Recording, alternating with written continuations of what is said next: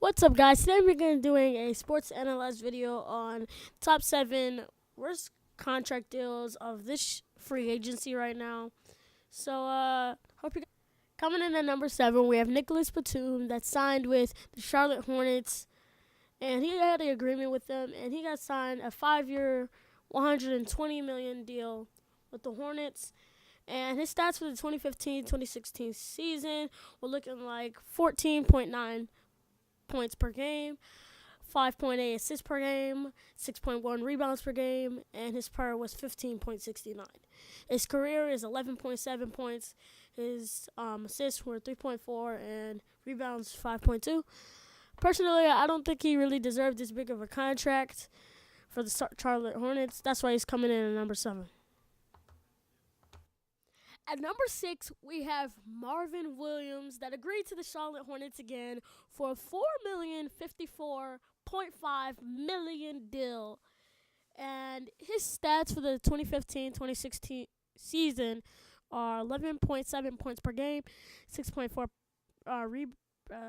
rebounds per game. He had no assists, which is kind of weird. I don't really see his stats for assists for some reason. I don't know why. But he had 1.1 blocks per game, which is actually not bad for somebody like him. He's a power forward, and his PER was 16.90, and his career is 10.5, 5.2, and 0.5 blocks. Now, I think he didn't really contribute a lot. He's probably kind of like a role player. He's not enough for a 6-man. I would definitely put him on the bench. He doesn't really deserve to be on a starting lineup with his points and rebounds right now. So, I mean, if he could be an asset for the Charlotte Hornets this year, this would definitely help for him. So, that's number 6 for you guys.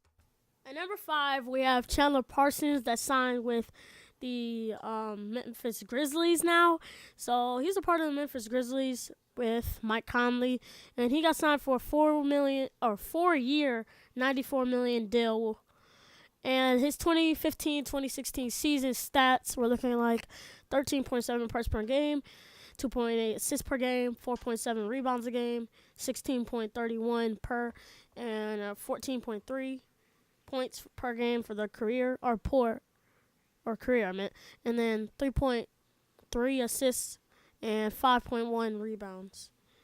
So I put him at number 5 because he's not really a great player. His stats are kind of even. If he could just boost up his assists and rebounds, he wouldn't really be on this list, but they're looking pretty low. So that's why he's at number 5. At number 4, we have Austin Rivers that signed with the Los Angeles Clippers. He's staying there this year, and he got signed for a 3-year, $35 million deal. And his stats weren't looking very good enough for a $35 million deal. I don't think the Los Angeles Clippers did a good deal with that. I probably would have just traded him for somebody else and somebody who could actually put some points and rebounds and assists into the game.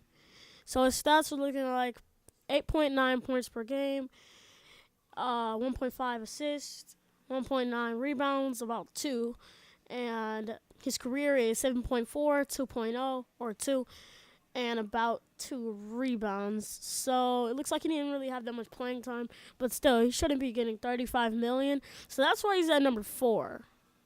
Okay, now we're getting into the top 3. So coming in at number 3, we have Matthew Dellavedova, and he got a deal with the Milwaukee Bucks. Obviously, he came from the Cavaliers. Didn't really have that great of a season with the Cavaliers because of his playing time, but he was key for the 2014 to 2015 finals, but they still didn't win. But so he's a part of a championship team this year, and he got signed for a 4-year, $38 million deal with the Milwaukee Bucks. That deal didn't really look too good because if he doesn't play good, then that's not really a good deal because he had 7.5 points, 4.4 assists, and 2.1 rebounds, and his PER was 11.31, and his career is 5.7, 3.4, and about 2 rebounds, which is not very good for a bench player like him. So he may be a backup point guard for the Milwaukee Bucks. He should be key for them. I don't know why they signed that, and he shouldn't really be getting 38 million. So that's number 3.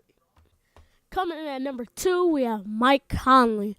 He has broke history, and he got signed for 153 million for a 5-year for the Memphis Grizzlies. Now, personally, this is too much money for one man, and I guess Memphis had a lot of money to invest in Mike Conley. And his stats were looking actually pretty good for a starting point guard. He just needs to up that rebounds. And he had 15.3 points per game, 6.1 assists, about 3 rebounds, and his per was about 20. And his career is 13.6, 5.6, and 2.9. So that is a pretty good stats. But those stats aren't knocking in for 153 million. I mean, that's a lot of money. And if it's enough to break some records for like guys like Michael Jordan and Kobe Bryant, then you should be on this list. It's now time for the number you've all been waiting for. That is number 1. And another person from Cleveland that has a ring now is being traded or signed with a different team. And this is Timofey Mozgov. Now, he played most of his career in Denver. Then he got traded to the Knicks, and then back to Denver, and then to Cleveland, and then back to Denver, and then back to Cleveland.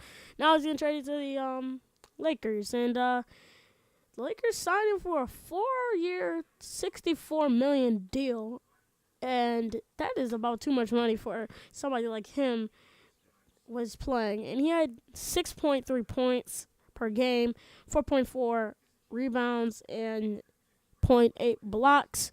His par was 14.63. His career is 6.9, 5 rebounds, and almost 1 block. I mean, he shouldn't really be getting $64 million for his playing. He needs to get better, and he needs to improve a lot of things if he wants to be a good player for these Lakers. I think he's probably a little bit key for the Lakers because they do need a little bit of centers to help them, like a backup center. And Mozgov is obviously there. But I don't think he's worth $64 million. And that's it for this top 10. And I hope you enjoy. I will be posting some more top 10s in the future. So like and subscribe.